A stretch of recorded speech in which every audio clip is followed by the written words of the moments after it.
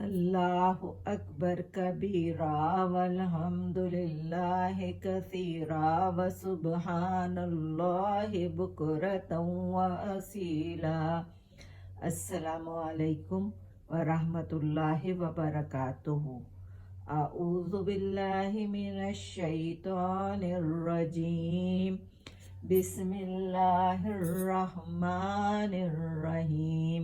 شروع اللہ کے نام سے جو بڑا مہربان نہایت رحم کرنے والا ہے۔ ابھی وہ گائے کا ہی قصہ چل رہا ہے۔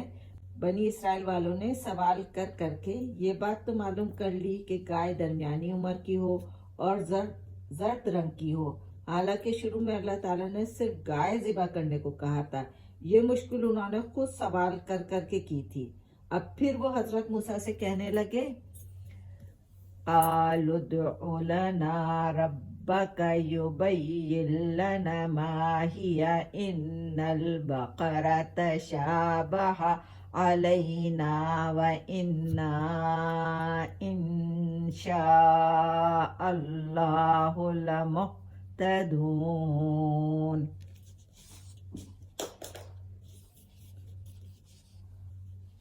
قوم کے لوگ کہنے لگے کہ اپنے رب سے دعا کیجئے کہ وہ اس کے بارے میں ہمیں مزید بتائے۔ اس قسم کی گائے تو بہت ہیں، ہمیں پتہ نہیں چل رہا۔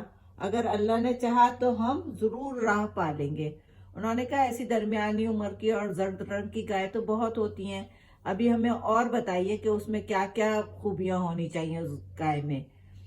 تو پھر اللہ تعالیٰ نے فرمایا، قال انه يقول انها بقرة لا ذلول تثير الارض ولا تسقي الحرث مسلمة لا شية فيها قالوا الآن جئت بالحق فذبحوها وما كادوا يفعلون۔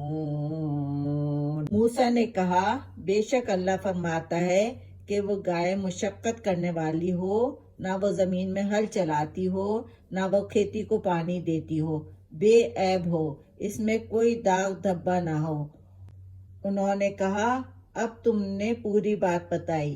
پھر قوم نے گائے کو ذبح کیا اور لگتے نہیں تھے وہ کہ یہ کام کریں گے۔ سوال کر کر کے انہوں نے اپنے لیے خود ہی مشکل کر لی۔ پھر اللہ تعالیٰ نے کہا نہ وہ کھیتی میں کام کرتی ہو، نہ وہ ہل چلاتی ہو، اور وہ بالکل صاف ستھری اور اس پہ کوئی دھبا بھی نہیں ہو، تو بہت مشکل سے ان کو وہ گائے ملی۔ پھر انہوں نے وہ گائے ذبح کی۔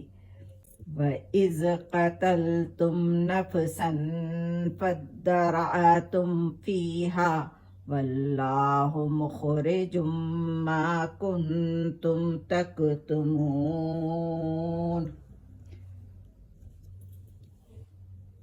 اور جب تم نے ایک شخص کو قتل کر دیا، پھر تم اس کے بارے میں جھگڑا کر رہے تھے اور اللہ اسے ظاہر کرنے والا تھا جسے تم چھپاتے تھے۔ اس آدمی کو تو قتل کر دیا بنی اسرائیل والوں نے، اور پھر بعد میں ایک دوسرے پر اس کا الزام ڈال رہے تھے۔ تو اللہ تعالیٰ نے کہا یہ جو میں ظاہر کر دوں گا اس بات کو جس کو تم چھپا رہے ہو۔ فَقُلْنَا اضْرِبُوهُ بِبَعْضِهَا كَذَلِكَ يُحْيِي اللَّهُ الْمَوْتَىٰ وَيُرِيكُمْ آيَاتِهِ لَعَلَّكُمْ تَعْقِلُونَ۔ چنانچہ ہم نے کہا تم اس گائے کے گوشت کا ایک ٹکڑا اس مردے کو مارو، اللہ اس طرح مردوں کو زندہ کرے گا، وہ تمہیں دکھاتا ہے اپنی قدرت کی نشانیاں تاکہ تم سمجھو۔ مقتول کو دوبارہ زندہ کر کے اللہ تعالیٰ نے بنی اسرائیل کو یہ دکھا دیا کہ وہ روز قیامت اس طرح مردوں کو زندہ کرے گا۔ بنی اسرائیل کو نے جتنے معجزات پہلے بھی دیکھے تھے اور یہ تازہ واقعہ دیکھا، تو اس سے ہونا تو یہ چاہیے تھا کہ ان کے دل نرم ہو جاتے اور یہ اللہ تعالیٰ سے توبہ استغفار کرنے لگتے، مگر اس کے برعکس ان کے دل اور پتھر کی طرح سخت ہو گئے، بلکہ اس سے بھی زیادہ۔ ثم قست قلوبكم من بعد ذلك فهي كالحجارة أو أشد قسوة وإن من الحجارة لما يتفجر منه الأنهار وإن منها لما يشقق فيخرج منه الماء وإن منها لما يهبط من خشية الله وما الله بغافل عما تعملون۔ پھر اس کے بعد تمہارے دل سخت ہو گئے، چنانچہ وہ پتھروں کی مانند ہیں یا اس سے بھی زیادہ سخت۔ بے شک کچھ پتھر وہ ہیں کہ ان سے نہریں پھوٹتی ہیں، اور بے شک ان میں سے کچھ پتھر وہ ہیں کہ پھٹ پڑتے ہیں، پھر ان سے پانی نکلتا ہے، اور بے شک ان میں سے کچھ وہ ہیں کہ اللہ کے ڈر سے گر پڑتے ہیں، اور اللہ اس سے غافل نہیں جو تم کرتے ہو۔ بنی اسرائیل والوں نے یہ تو دیکھ ہی لیا تھا کہ حضرت موسیٰ نے پتھر پر عصا مارا تو اس سے 12 چشمے پھوٹ پڑے، اور اللہ تعالیٰ نے قرآن میں بھی یہ فرمایا کہ اگر یہ قرآن پہاڑ پر نازل کیا جاتا تو اللہ کے خوف سے وہ ٹکڑے ٹکڑے ہو جاتا، مگر ان لوگوں کے دل پتھروں سے بھی زیادہ سخت ہیں کہ ان پر کوئی بھی چیز اثر ہی نہیں کر رہی تھی۔ یہ معجزے بھی دیکھ رہے تھے، ابھی یہ بھی دیکھا انہوں نے کہ کس طرح مردہ زندہ ہو گیا، مگر پھر بھی یہ ایمان لانے کے لیے تیار ہی نہیں تھے۔ تو اور یہ جو کام کر رہے تھے اللہ انہیں دیکھ رہا تھا۔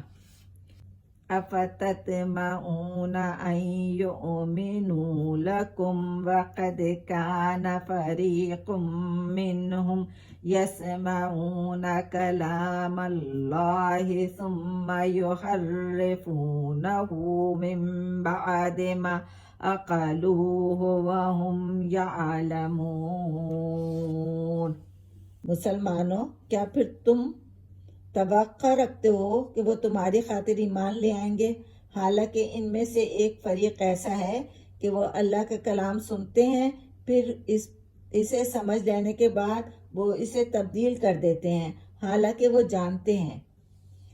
یہودیوں کے عالموں کے بارے میں کہا جا رہا ہے کہ ان کو تورات کے بارے میں پورا علم ہے، اس کا مطلب بھی جانتے ہیں، مگر اپنے دنیاوی فائدے حاصل کرنے کے لیے وہ اس کو بدل دیتے ہیں اور تھوڑا سا فائدہ اٹھا لیتے ہیں۔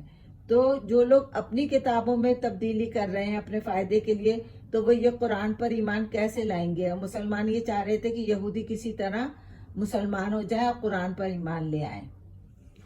وَإِذَا لَقُوا الَّذِينَ آمَنُوا قَالُوا آمَنَّا وَإِذَا خَلَا بَعْضُهُمْ إِلَى بَعْضٍ قَالُوا أَتُحَدِّثُونَهُم بِمَا فَتَحَ اللَّهُ عَلَيْكُمْ لِيُحَاجُّوكُم